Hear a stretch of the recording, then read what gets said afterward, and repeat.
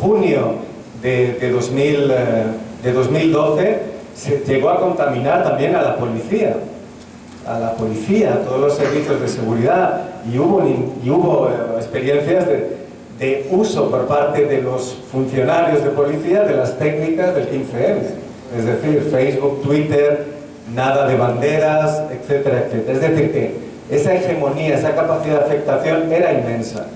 El problema era justamente cómo ejercer una fuerza destituyente real sin, obviamente, terminar en un baño de sangre, porque la situación es así, sin plantear una vieja idea de insurrección popular que intenta echar al gobierno, o incluso, bueno, pues hay otros ejemplos, ¿no?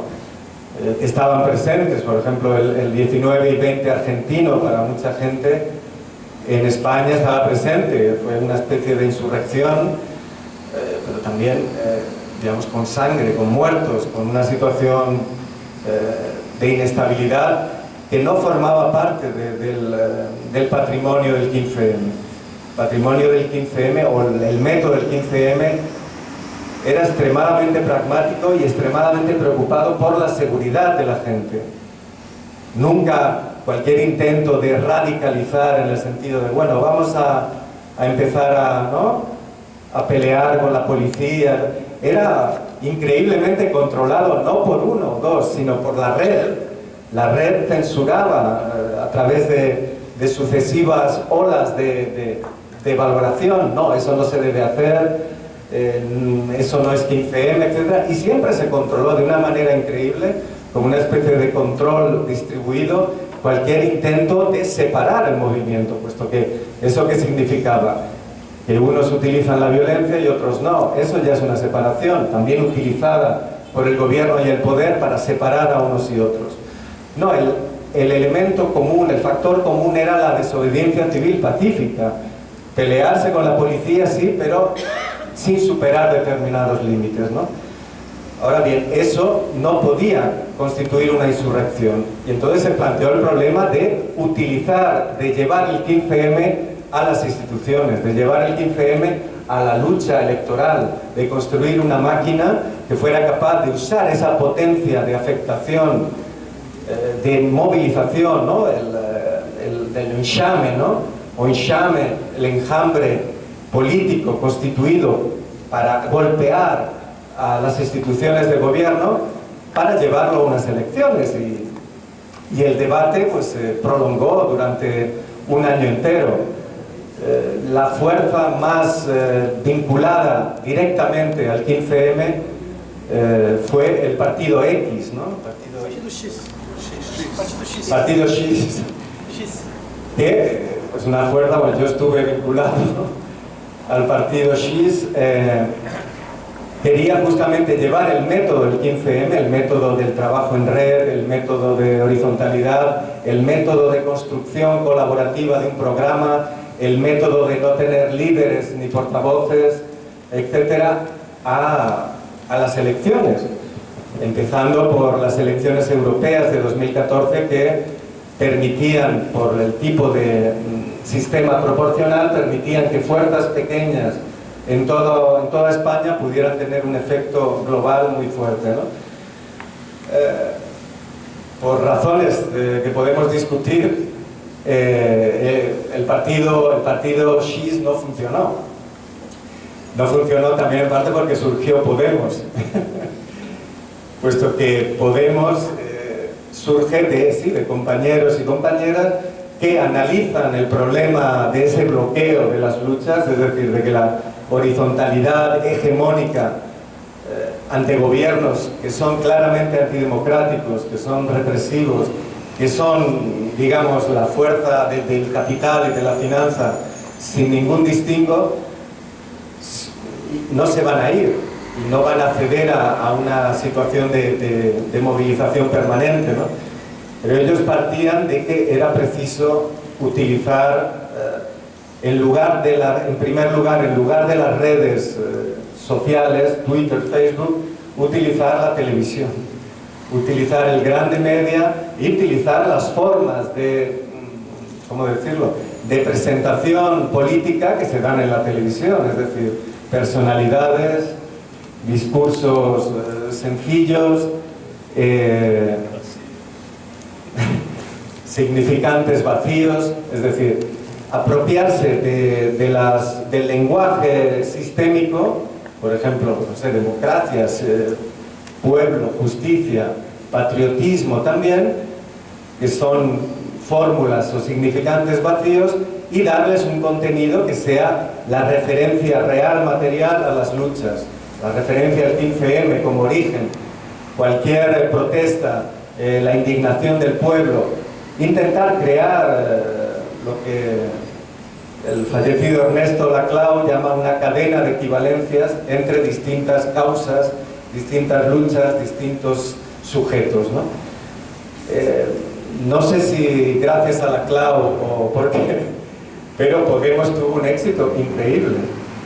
Es decir, en 3 meses consiguió no solo aparecer en la televisión, puesto que probablemente los grandes medios, ¿no? la grande media, tenía un problema muy serio con el 15M, que es que no tenía portavoces, no podía llevar a nadie a la televisión para hacer mucho dinero, etcétera, ¿no? Es decir, que había una demanda por parte sobre todo de la televisión privada, del Big Media, de convertir en beneficio, convertir en capital esa realidad social hegemónica, de que todo el mundo habla de política.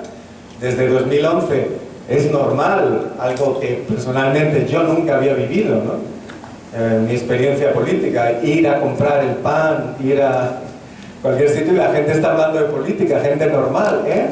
Antes era solo en los bares unos cuantos, es decir, un sentido común completamente nuevo, pero que no se estaba reflejando en los medios. Los medios estaban atrasados, tenían a los viejos creadores de opinión, a viejos intelectuales que no entendían nada, que decían estupideces. Hacía falta una renovación y Podemos facilitó esa renovación.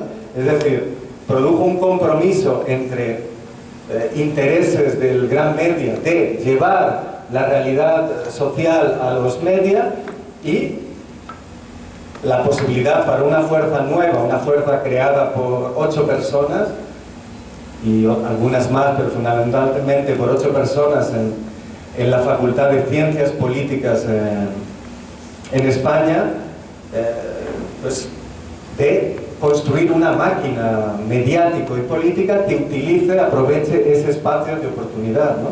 Y lo hicieron, y en 3 meses pues construyeron una máquina que no solo utilizó las técnicas del 15M para difundirse.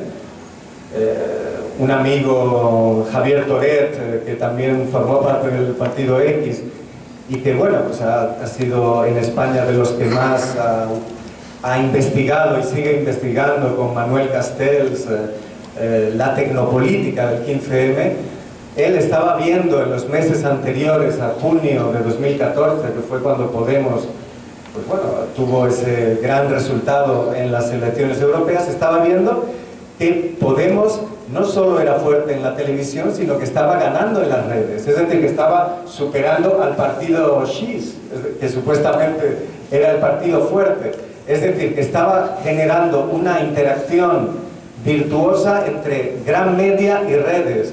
Estaba creando una figura nueva en la que por así decirlo, la indignación en las redes encontraba reconocimiento en esas personalidades que aparecían en el gran media, ¿no? Y aquello obviamente es una máquina formidable, una máquina de creación de opinión, una máquina de legitimidad, de contrahegemonía, que bueno, pues en 3 meses consiguió algo absolutamente que nunca ha sucedido en España, que un partido creado por 8, con círculos que realmente estaban recientes, los círculos de Podemos, cualquiera podía hacer un círculo, bastaba informar de que habías constituido un círculo, y totalmente anárquico desde ese punto de vista, pero con una referencia clara del apoyo a Pablo Iglesias y del apoyo pues a ese proyecto, ¿no? El propio Pablo Iglesias formuló el proyecto de Podemos, la invitación a Podemos desde la televisión. Dijo: si en una semana consigo 50.000 firmas, ¿no?, asignaturas, me presento a las elecciones. Y las consiguió en 2 días, no en una semana. Es decir, que hubo esa utilización del gran media de una manera absolutamente inteligente. Eso ya creó una ruptura total de esos bloqueos del 15M. Ya existe esa máquina política electoral. Ya se ha conquistado el nivel de la representación tanto mediática como política. Ahora el problema es, y esto quizá para ir terminando, puesto que, bueno, pues las elecciones europeas fueron en junio del año pasado. Este año en España es un año electoral continuado, ¿no? Dentro de un mes son las elecciones municipales y regionales en toda España, regionales no en toda, pero municipales en toda España, donde Podemos y otras fuerzas que en cierto modo han asumido el desafío de Podemos, como Ganemos o Barcelona en Comú con Ada Colau, que es otra figura muy importante, ¿no? de la plataforma de los hipotecados en España, de las familias, tanto migrantes como no, que han perdido su casa y que además tienen que pagar la dívida, ¿no? la deuda hipotecaria a los bancos después de haber perdido la casa.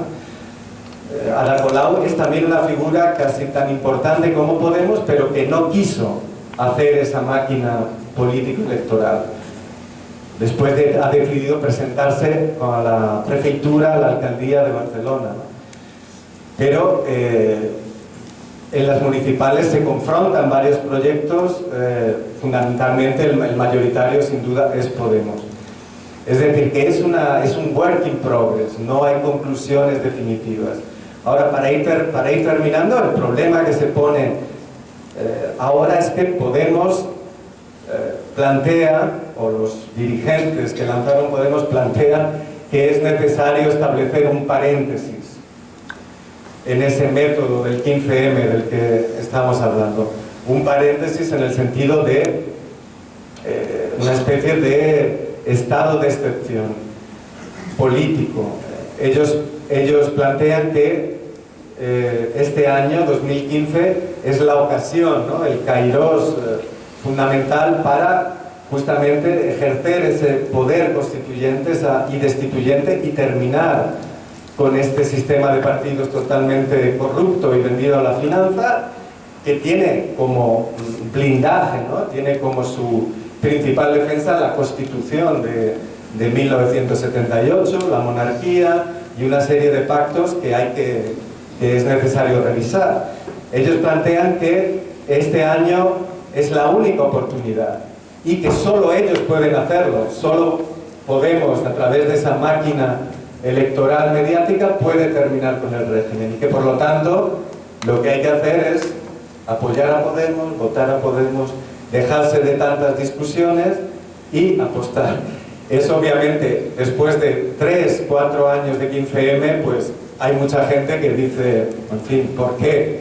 Es decir, ¿por qué terminar con esa innovación constituyente, con esa mutación antropológica, al menos en lo político, que ha sido el 15M, para una victoria electoral? Y también, ¿qué pasa después? Es decir, después de esta excepción de que todos apoyamos a Podemos, si Podemos gana, ¿vamos a volver a la radicalización democrática del 15M o es un episodio ya pasado? Es decir, estos son los debates actualmente intensos, a veces tensos, no violentos, por suerte, que se están produciendo. Es decir, el 15M estuvo bien para la horizontalidad, pero ahora lo que es fundamental y determinante y vencedor es la autonomía de lo político, de la que hablaba Bruno. Es decir, el hecho de que a través de una serie de operaciones desde arriba se consigue el poder, se consigue representación, se consigue poner de acuerdo intereses variados, o bien hay que utilizar lo que haya. Es decir, Podemos ha ganado, Podemos ha acertado, apoyemos a Podemos, pero tiene que ser un contrato limitado, tiene que ser por así decirlo, una excepción justamente. Os apoyamos para que ganéis, pero después tenéis que mandar obedeciendo, tenéis que, por así decirlo, disolveros democráticamente en las estructuras, en estructuras de radicalidad democrática, como son los círculos, como son las mareas, como es la PA, es decir, con la sociedad civil y política organizada, y no crear una especie de, bueno, diríamos, de nuevo sujeto gobernista, de nuevo, podríamos decir, partido, ¿no? Un partido tradicional que tiene sus bases, tiene su apoyo, tiene sus líderes, que controla la dinámica democrática interna, etcétera, etcétera. Y que es capaz, sí, de representar intereses populares, pero no internamente reproducir la radicalidad democrática del 15M. Esta es la discusión ahora mismo. Y yo creo que, por desgracia, el elemento determinante de estas cosas es el éxito, ¿no? O suceso. Si tienes éxito, suceso, pues está bien, si no, ha fracasado. Es decir, son 4 años de luchas increíbles, de mucha gente que prácticamente no ha parado nunca, nunca se ha detenido, que lleva desde las plazas hasta ahora. Hay una sensación de que es preciso conquistar algo, y esa es la gran fuerza de Podemos, es la gran esperanza.